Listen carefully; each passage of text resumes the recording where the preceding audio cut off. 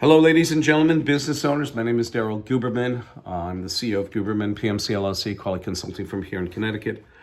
Today, this video is about Lockheed Martin's quality procedures are just a shell game, and they truly are. You're going to find below this video, and I apologize if it's on TikTok, but what I'm telling you is factual, but I back it up underneath the video in description. Go to my YouTube channel and you'll find all this information, many videos discussing quality out of control, Pfizer, Johnson & Johnson, Boeing, electronics, automotive, Tesla recall, 1.1 million cars. You have Boeing that fudged documentation and most recently got fined $8.1 million. They're an FAA regulator, okay? They didn't have to tell the FAA when they put the MCAS system in or any upgrade to the FAA because they are the FAA. I showed you that document that they are the FAA right here. The FAA increased the authority of Boeing's commercial airlines division to self-certify its own aircraft. Boeing employees to perform tasks on behalf of the FAA that include oversight of testing and product standards, along with certification of aircraft technologies and new aircraft designs. So they are the FAA. So if you listen to some news people out there that are bullshitting you, well, the MCAS system, Boeing frauded the FAA. They are the FAA. Boeing is the FAA. When you hear David Calhoun, there he is. How you doing, Dave? I see you're off the golf course today. Nice. So anyway, you have, David Calhoun, our regulator, when the Alaskan Air popped the door. Well, a regulator, they are the regulator. What did they do? They became complacent. When you get a title like that, if I was the CEO, you should roll up your sleeves and go down there and cheerlead those, cheerlead your workers, cheerlead them. What a great honor that is. Instead,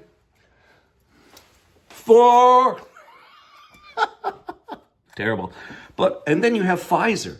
And these companies all sit on ANSI's board, insulated because the DOJ is on there, the FBI, and Christopher Wray is a hilarious guy. He's a clown, and I'll tell you why. Every deposition he gives, we must maintain vigilance over China. And then you find out between 2015 and 21, when you have the International Accreditation Form incorporated in Delaware, which is a repository for national and international accreditation bodies, that ANSI took over complete control over ANAB in 2018. ANSI is the American National Standards Institute, and you have the American National Crediting Board. They took over. They're 100% owned now. ANAB is owned by ANSI. Also, ANSI has both federal agencies and corporations on board, and they are underwriters for all the repository in the IAF incorporated in Delaware. Okay, so you have this. You had Lockheed Martin sitting on there via their membership through the International Aerospace Quality Group. And they were an associate member, and they're also sitting by Iran and Pakistan, who are equivalent in accreditation to ANAB. Unbelievable. So Lockheed Martin's procedures are just a shell game, and they are. Because in many of the procedures that Lockheed has, it states basically the same verbiage that's on the supplier portal of Boeing that says must be ANSI, ANAB, or internationally equivalent. And that's basically what they say on Lockheed's paperwork. The shame about Lockheed, and I'm going to go to Jim Tassett over here, the CEO. The shame about Lockheed is that after their 801st ship, and all of this is going to be down below. If you can't find it, call me 203-556-1493 or go Daryl, Daryl, TQRS at yahoo.com. Under their 801st F-35 fighter, they still are producing aircraft that have discrepancies, or as they call it in the aerospace industry, escapes. You know why? Because it gets out of the hangar, and our Air Force can't fly it. By the way, from what I've gathered through friends of mine, higher up on the ecosystem of the Air Force, that the F-35 is about 45% ready if we were to get attacked or they need them to be deployed, about 45% ready. They can't get spare parts, and they got problems with paint coming off. They got engine problems. They've got a lot of things going on, which are not really publicized that much. Is it a top secret? No, you can probably find it in a memo over there. But today, Lockheed Martin's quality procedures are just a shell game, and they are, because they sit on ANSI as well. They sit on ANSI over by their accreditation body, ANAB. They only mandate ANAB. We have a letter from Elisa Gross from 2015 when we went and we warned Lockheed about China taking over the IAF and that Lockheed sits on the IAF. But, you know, you look at it this way, ladies and gentlemen. In 2009, Lockheed Martin gets hacked by China, taking the F-35 fighter.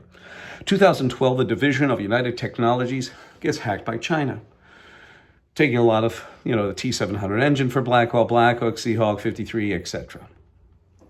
And then in 2015, Lockheed Martin purchases Sikorsky Aircraft, a company that had its technology taken for not $1 billion, $9 billion. That's a lot of money for technology that's been taken by the Chinese. And in the Connecticut Mirror, it states with China's okay, Lockheed Martin closes in on the purchase of Sikorsky Aircraft. One of the worst things is you get the 4 out of the 7 representatives here. Rosa DeLauro, Jim Hines, Chris Murphy, and Richard Blumenthal all say, "Congratulations, Lockheed." It's just like that. It sounds just like that. "Congratulations, Lockheed Martin. I'm working with an international regulator." And I get on their American flag, turn it over, it probably says "Made in China." Unbelievable.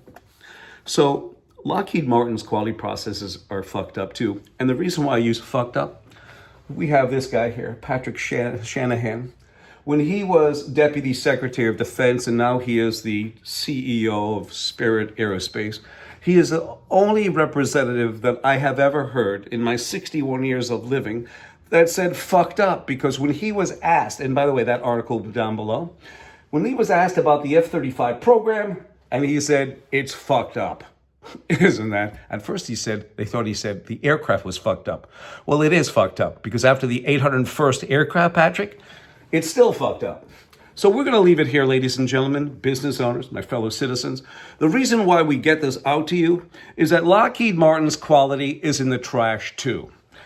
He's smiling now. You know why? I think he got off the golf course and maybe had a martini and a cigar, whatever. These guys really don't know quality. They cut back, and then they go, "Oops, there it is." That's why they get paid so much money. You ever see the clown with the sand in it? And you punch and come up, punch and come up. Well, for Dave Calhoun, he gets $22 million, $1.5 million base. The rest of the money is stock options, all the rest.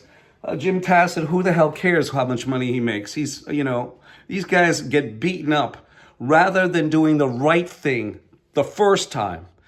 They repeat this cycle over and over and over again. And I thank you again, 203-556-1493, or Daryl, D-A-R-Y-L, TQRS@yahoo.com. And remember, all the information will be found down below this video. I thank you.